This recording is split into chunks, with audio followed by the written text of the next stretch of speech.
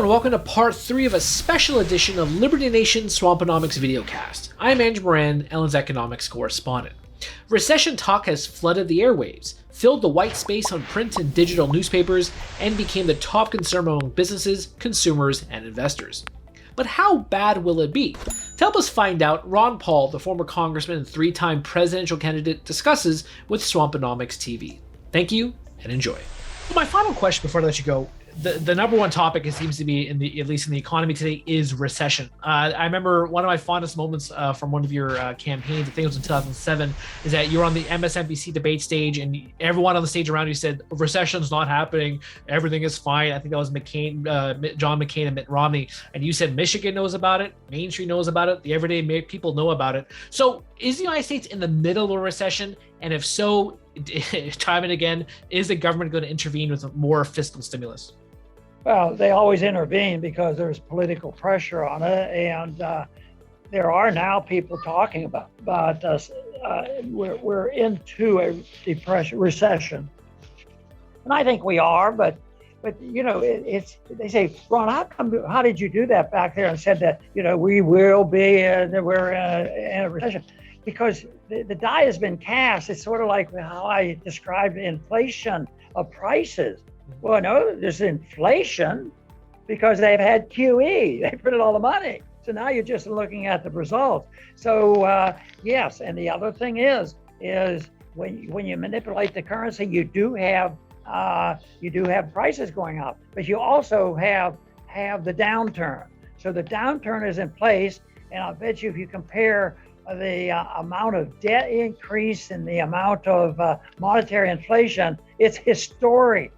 And you can't stop it. There will be a correction, and that's what we're into. There'll be bits and pieces. The government will do something. Like right now, they say, "Oh, look, fuel prices went down a little bit because people think they'll be using less fuel, and therefore the prices are going to drop." Well, that's just talk because the distortions have been made out there, and there will be a correction.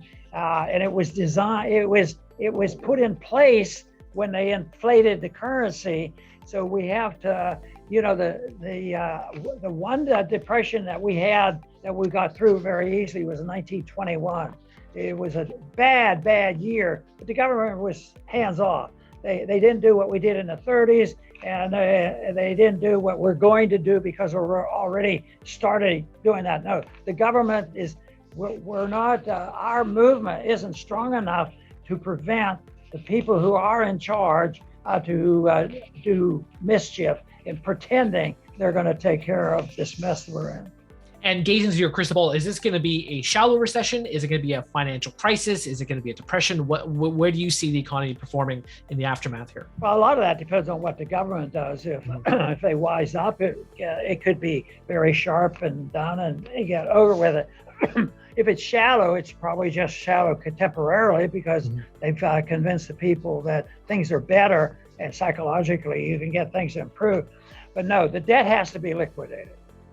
Absolutely has to be liquidated, and the liquidation will come in one of two ways. We will, we're up to 30 trillion, and we have a lot of obligations if you look at the retirements and Medicare and Medicaid. So the debt will be liquidated. There's two ways. One is everybody that's working in this country work harder, take another job and pay more taxes and quit spending. Well, they're not going to quit spending, and they're not going to take a couple of jobs, so the people aren't going to accept what is necessary to liquidate the debt by working and paying it off. So the debt will be liquidated by destruction of the currency, the debasement of the currency. That means they want price inflation. That's why for 10 years, we need at least 2% in inflation of prices. And what they really wanted was the diminishing of the debt. If you have 50% in inflation, you've just gotten rid of the real debt. You've reduced it by half. So that's what they want, and that's how it's going to happen. But they don't have any control of that, and that's why maybe they'll wise up.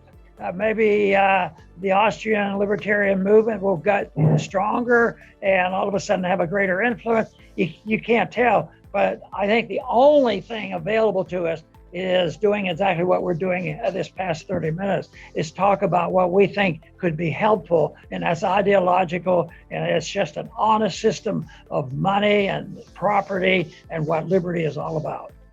And when you say the half dozen people in Congress who have sound economic thinking, I'm guessing one of them is your son, Senator Rand Paul. Yeah, I think he passes it. Yeah, I worry about it though, because I think he can express himself a little better than I do. I was Dr. Ron Paul for appearing on Swamponomics TV. It was a great pleasure and is an honor. And again, you're always welcome to return. Thank you again, sir. Nice to be with you. If the last 2 years have taught the American people anything, it is that the worst ideas are championed and adopted without much of a fight. When there is uncertainty, the public will turn to the leaders for safety and security, be it from terrorists, viruses, or recessions. Unfortunately, as the saying goes, when you sacrifice liberty for security, you get neither liberty nor security. That's it for me this week.